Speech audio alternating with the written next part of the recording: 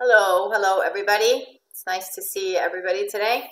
So my name is Laura Wieniankowski, and I'm an international life and relationship coach. And I coach in English, Spanish, Finnish, and Italian. I love giving these talks and introductions, and I've given lots of talks about relationships. And today I'm going to talk about cultivating conscious relationships. So conscious relationships. So how would it feel to have the mindset, heart space, and skills to create a more thriving relationship? I think that we all want better relationships. So in comes the new paradigm, conscious relationships. So what does a conscious relationship mean? Are you in one now? And how do you create a conscious relationship? These are good things to ask ourselves. So a conscious relationship is accessed any moment we decide to exist as two wholes sharing a path. So it's a state we feel when we are responsible for our own happiness, because remember that you're always responsible for your own happiness, whether you're single or in a relationship. Your happiness is always your responsibility. It's nobody else's responsibility. You see each other through compassionate eyes. You create space for honesty, accountability, and vulnerability. And you accept and appreciate one another for who you are without trying to change the other, right? Because many times people want to change their partners, but you really can't. A person will only change if they want to change. They're not going to change because you want them to change.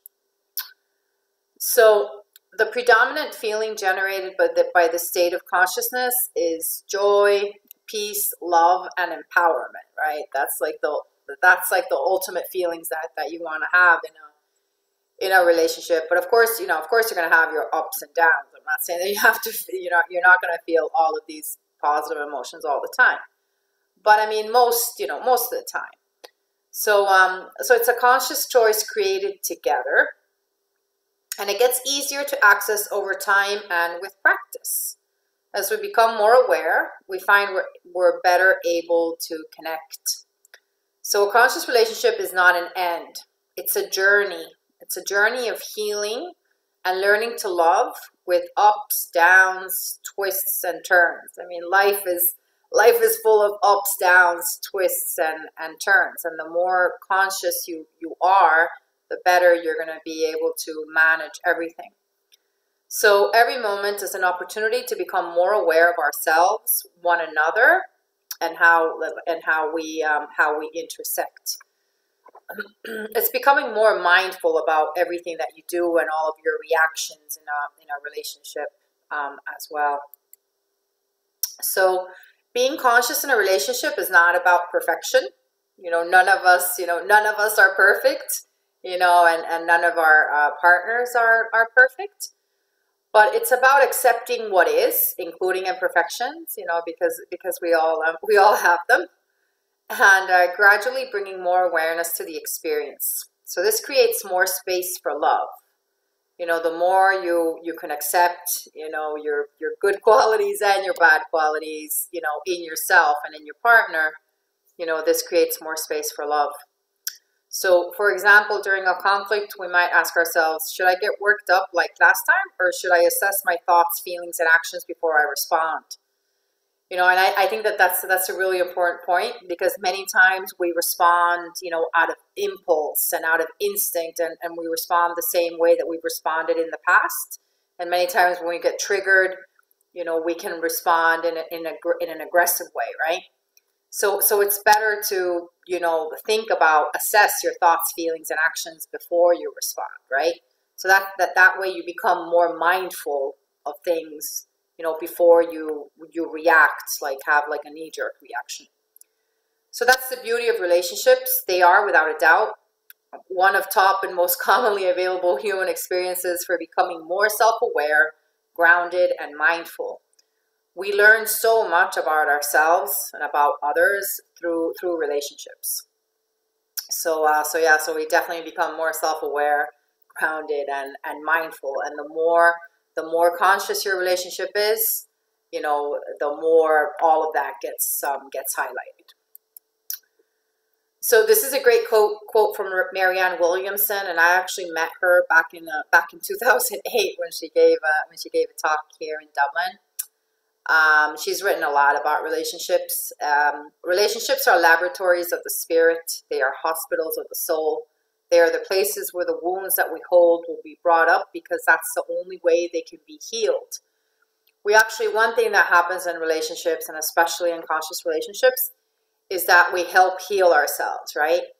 Like many times, like a woman will help heal the man's wounds that he has with the feminine, and then the man will help the woman heal the wounds that she has with the masculine, right? So there's a lot of healing that goes on in relationships, and especially in conscious relationships. So in order to co-create a conscious relationship, we must first elevate ourselves on an individual basis, because of course everything begins and ends with you. So 3 practices to co-create a more conscious relationship, and practicing any of these can raise your relationship's consciousness to the next level.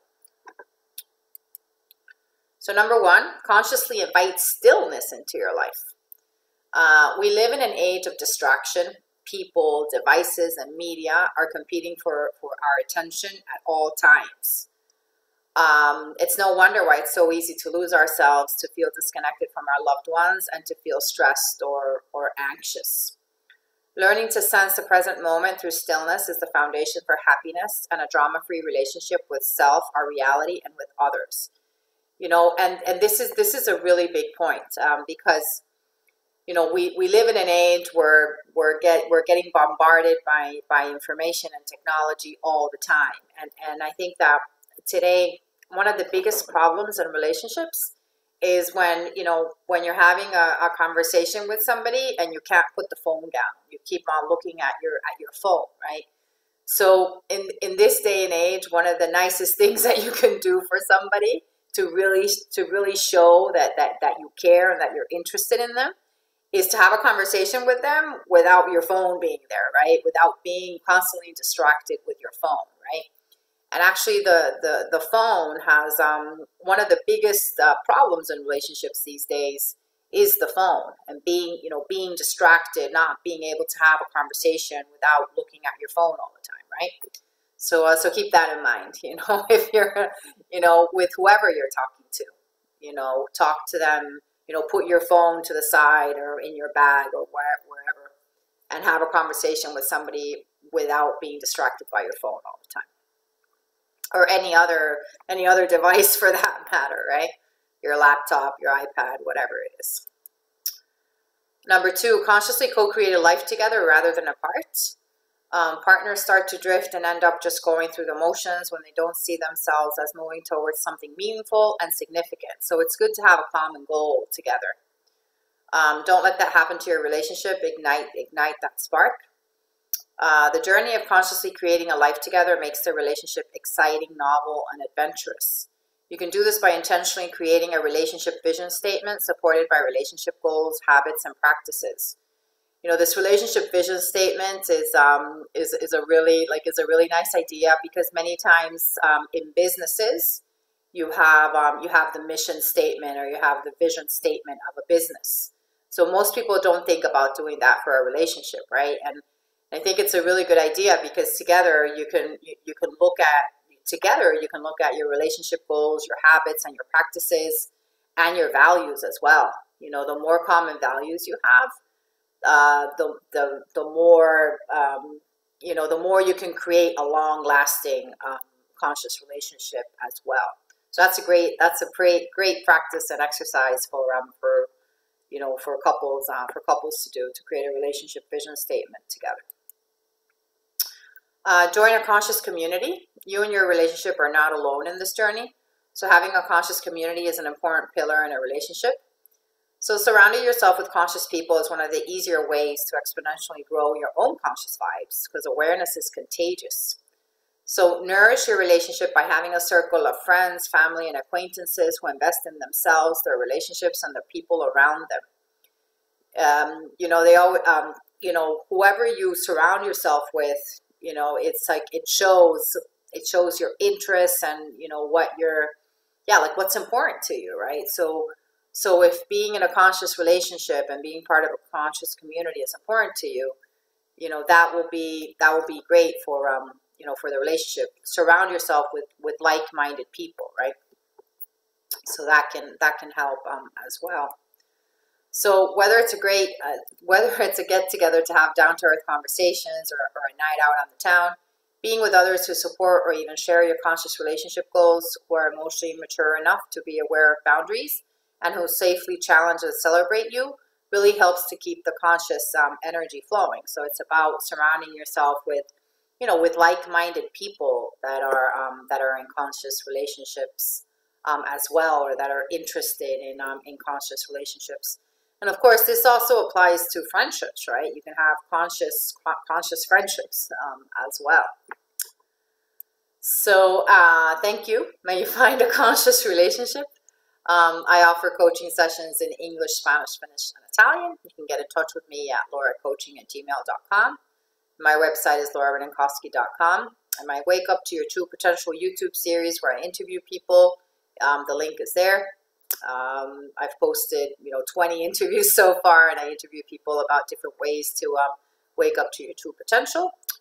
So please subscribe, like, comment, and share with your friends to help me get to 1,000 subscribers by the end of this year. So I'll start sharing, and I'll stop the recording now.